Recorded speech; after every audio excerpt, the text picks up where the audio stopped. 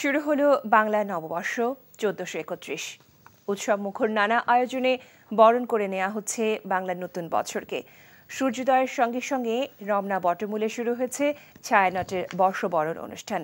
নতুন বছরকে বরণ করতে ভোর থেকেই এই আয়োজনে অংশ নিয়েছেন নগরবাসীরা। বর্ষবরণ অনুষ্ঠান ঘিরে নিশ্ছিদ্র নিরাপত্তা ব্যবস্থা নিশ্চিত করেছে আইন শৃঙ্খলা রক্ষাকারী বাহিনী। নতুন বছরের প্রথম সূর্যোদয়ের নরম ভোরে রমনার বটমূলে সুরে ও বাণীতে বরণ করে নেওয়া হচ্ছে পহেলা বৈশাখকে। সর্বসাধারণের জন্য আজ বিকেল ৫টা পর্যন্ত রমনা বটমূল উন্মুক্ত থাকবে। অন্যদিকে সকাল ৯:১৫টায় চারুকলার সামনে থেকে বের হবে বর্ষবরণ উৎসবের অন্যতম আকর্ষণ মঙ্গল শোভাযাত্রা।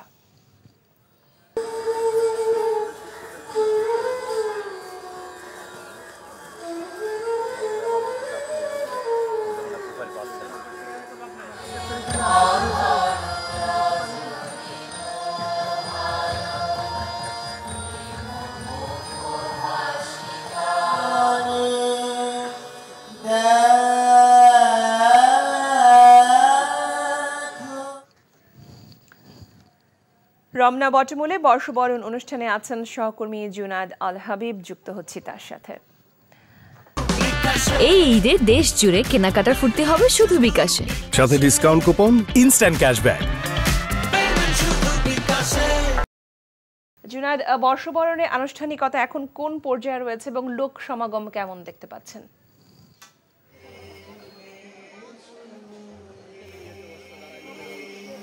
লোপা, আপনার মাধ্যমে এনটিভির দর্শকদের জানাচ্ছি শুভ নববর্ষ।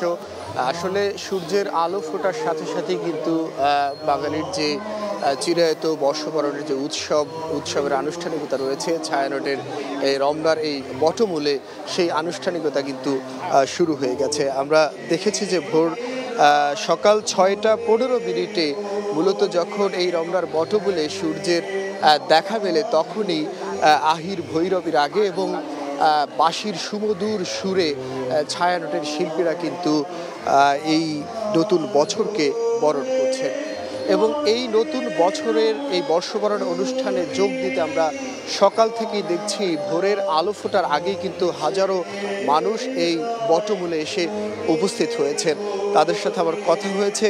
তাদের প্রত্যাশা পুরনো বছরের যে ব্যর্থতা রয়েছে, সেই ব্যর্থতা ভুলে নতুন উদ্যমে, নতুন প্রত্যয়ে এগিয়ে যাবে এবং বাংলাদেশ হবে একটি অসাম্প্রদায়িক বাংলাদেশ, যেখানে ধনী গরিব ভেদাভেদ থাকবে না।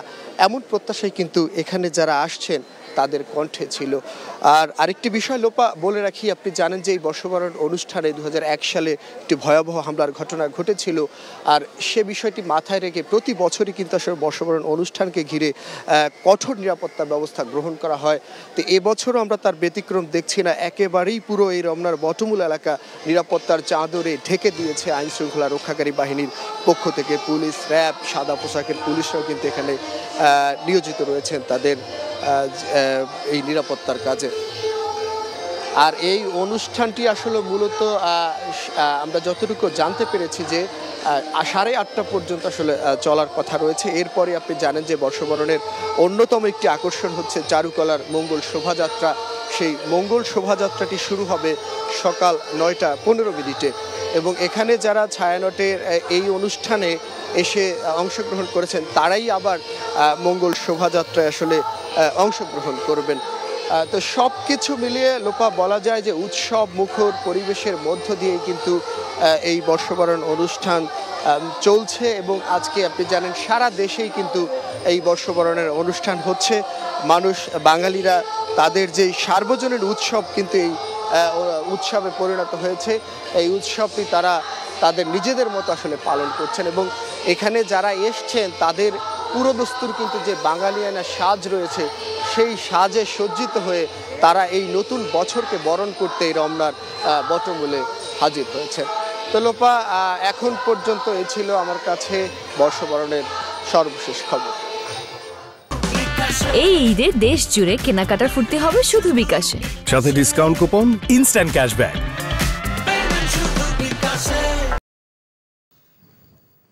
বাংলা নববর্ষকে বরণ করতে রাজধানীর বিভিন্ন সড়কে আঁকা হয়েছে রং বেরঙের আলপনা।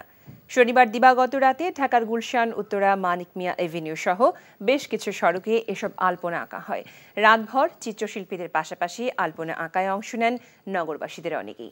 শনিবার রাত 11টার দিকে রাজধানীর গুলশান 2 নম্বর চত্বরে অলিগলি হালখাতার ব্যানারে আলপনা আঁকা কর্মসূচির উদ্বোধন করেন ঢাকা উত্তর সিটির মেয়র মোহাম্মদ আতিকুল ইসলাম। এ সময় স্থানীয় সংসদ সদস্য সহ নানা শ্রেণী পেশার মানুষ তাদের পরিবার পরিজন নিয়ে এই আয়োজনে অংশ নেন।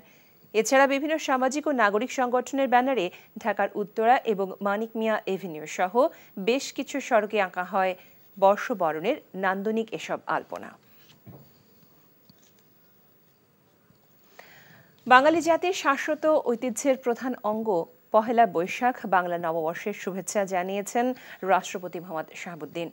বাংলা নববর্ষ উপলক্ষে দেয়া এক বাণীতে তিনি বলেন, পহেলা বৈশাখ বাঙালি জাতির জীবনে একটি পরম আনন্দের দিন। দুঃখ, জড়া, ব্যর্থতা ও মলিনতাকে ভুলে সবাই জেগে ওঠে নব আনন্দে, নব উদ্যমে। ফসলি সন হিসেবে মোঘল আমলে যে বর্ষ গণনার সূচনা হয়েছিল সময়ের পরিক্রমায় তা আজ সমগ্র বাঙালির অসাম্প্রদায়িক চেতনার এক স্মারক উৎসবে পরিণত হয়েছে। পহেলা বৈশাখের মাঝে বাঙালি খুঁজে পায় নিজস্ব ঐতিহ্য, সংস্কৃতি ও চেতনার স্বরূপ বলেও বিবৃতিতে বলা হয়। বাংলা নববর্ষ উপলক্ষে দেশবাসীকে শুভেচ্ছা জানিয়েছেন প্রধানমন্ত্রী শেখ হাসিনা। পুরাতন বছরের দুঃখ, জড়া, মলিনতা ও ব্যর্থতাকে মুছে ফেলে নতুন বছরের সম্প্রীতি ও সৌহার্দ্যের বন্ধন তৈরি করার আহ্বানও জানান তিনি। বাংলাদেশের সকল ভাই বোনকে জানাই বঙ্গাব্দ 1431-এর শুভেচ্ছা। শুভ নববর্ষ।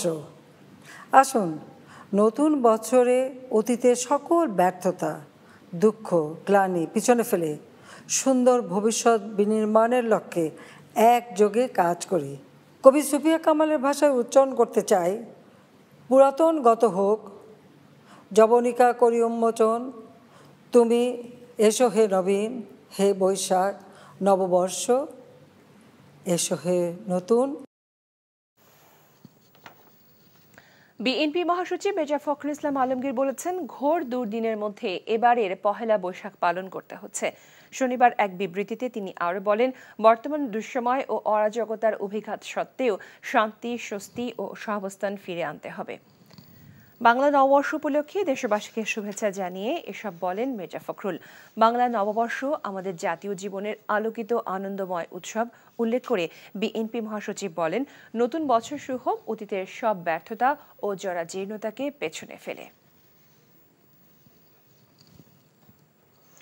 বিরোধী দলের নেতাকর্মীদের গুম, হত্যার ঘটনা মিথ্যা এবং দায়েরকৃত মামলার সংখ্যার তথ্য বানোয়াট বলে শনিবার এক বিবৃতিতে দাবি করেছেন আওয়ামী লীগ সাধারণ সম্পাদক ওবায়দুল কাদের। বিএনপি মহাসচিব মির্জা ফখরুলের বক্তব্যের নিন্দা জানিয়ে এক বিবৃতিতে ওবায়দুল কাদের বলেন, ঈদ উৎসবে জনগণ যখন উৎসবে মাতোয়ারা, ঠিক সে সময় বিএনপি গুম, নির্যাতনের কাল্পনিক তথ্য দিয়ে বিভ্রান্ত করছে। বিবৃতিতে বিদেশি প্রভুদের কাছ থেকে করুণা লাভের আশায় বিএনপি নেতারা ধারাবাহিকভাবে সরকার বিরোধী এই অপপ্রচার চালাচ্ছে বলেও তিনি মন্তব্য করেন।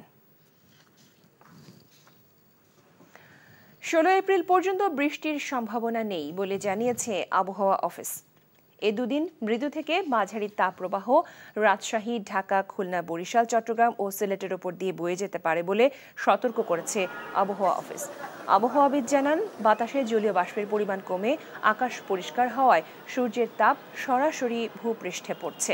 এ কারণে তাপমাত্রা স্বাভাবিকের চাইতে বেশি। রাজশাহী সহ 6টি বিভাগীয় শহরে 34 ডিগ্রি থেকে 29.9 ডিগ্রি সেলসিয়াস পর্যন্ত তাপের বিস্তার ঘটতে পারে। 13 এপ্রিল থেকে পরবর্তী 72 ঘন্টা বাতাসের গতি কম থাকবে। 16 এপ্রিলের পর হালকা থেকে মাঝারি বৃষ্টি হলে তাপপ্রবাহ কমতে পারে। ময়মনসিংহ, সিলেট বিভাগ বাদে সারা দেশের উপরে মৃদু থেকে মাঝারি তাপদাহ চলছে। এই তাপমাত্রা আরও 3 দিন মোটামুটি অব্যাহত থাকবে বিদায় আমরা সারা দেশের উপর মৃদু থেকে মাঝারি ধরনের একটি তাপ প্রবাহ অব্যাহত থাকবে বিদায় আমরা একটা হিট অ্যালার্ট জারি করেছি। পরবর্তী 3 দিন মোটামুটি দেশের উপর বৃষ্টিপাতের প্রবণতা অনেকটা কম থাকবে। ইসরায়েলে হামলা প্রসঙ্গ। ইসরায়েল ভূখণ্ডে ড্রোন ও ক্ষেপণাস্ত্র হামলা চালিয়েছে ইরান। ইরানের পাশাপাশি যুক্তরাষ্ট্র ও ইসরায়েলের পক্ষ থেকেও এই তথ্য নিশ্চিত করা হয়েছে। ইরানের ইসলামিক রেভলিউশনারি গার্ড কোর জানিয়েছে, স্থানীয় সময় শনিবার ইসরায়েল ভূখণ্ড লক্ষ্য করে কয়েক ডজন ড্রোন ও ক্ষেপণাস্ত্র নিক্ষেপ করেছে তারা। ট্রু প্রমিস নামে অভিযানের আওতায় এসব ড্রোন ও ক্ষেপণাস্ত্র নিক্ষেপ করা হয়েছে। ইরানের একটি সূত্র দেশটির রাষ্ট্রীয় সংবাদ সংস্থা ইরানকে বলেছেন তেহরান ইসরায়েলকে লক্ষ্য করে প্রথম দফা ব্যালিস্টিক ক্ষেপণাস্ত্র নিক্ষেপ করেছে। ইসরায়েলের একেবারে ভেতরের লক্ষ্যবস্তু নিশানা করে এসব ক্ষেপণাস্ত্র নিক্ষেপ করা হয়েছে। ইরানের হামলার পর লেবানন, জর্ডান ও ইরাক তাদের আকাশপথ বন্ধ করে দিয়েছে। কুষ্টিয়ার মিরপুরে আওয়ামী লীগ নেতার গুলিতে 2 জন আহত হয়েছেন। এর মধ্যে একজনের অবস্থা আশঙ্কাজনক। এই ঘটনায় মিরপুর উপজেলা আওয়ামী লীগের যুগ্ম সাধারণ সম্পাদক মোহাম্মদ আতাহার আলী সহ 2 জনকে আটক করেছে পুলিশ। উপজেলার শেমুলিয়া বাজার এলাকায় এই ঘটনা ঘটে। মিরপুর থানা ভারপ্রাপ্ত কর্মকর্তা জানান, পূর্ব বিরোধের জের ধরে শনিবার রাতে শেমুলিয়া বাজার এলাকায় হাশিম কাজীর সাথে কথা কাটাকাটি হয় আওয়ামী লীগ নেতা ও ফুলবাড়িয়া ইউনিয়নের সাবেক চেয়ারম্যান আতাহার আলীর। এক পর্যায়ে আতাহার আলী তার ব্যক্তিগত পিস্তল দিয়ে হাশিম কাজীকে লক্ষ্য করে কয়েক রাউন্ড গুলি ছোড়ে। এ সময় হাশিম কাজী ও স্থানীয় ভ্যান চালক আব্দুল জলিল গুলিবিদ্ধ হন।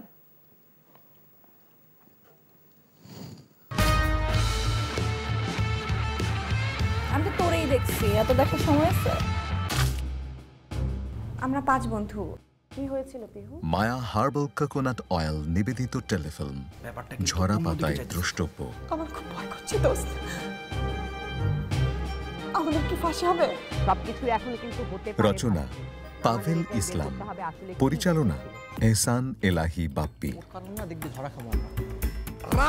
দেখবেন তৃতীয় দিন বাংলাদেশ সময় দুপুর 2:30 এবং নিউ ইয়র্ক স্থানীয় সময় রাত 4:30 এনটিভিতে। মায়া হার্বাল কোকোনাট অয়েল, চুল পড়া রোধে পার্মানেন্ট সলিউশন। এই ঈদে দেশ জুড়ে কেনাকাটার ফুর্তি হবে শুধু বিকাশে। সাথে ডিসকাউন্ট কুপন, ইনস্ট্যান্ট ক্যাশব্যাক।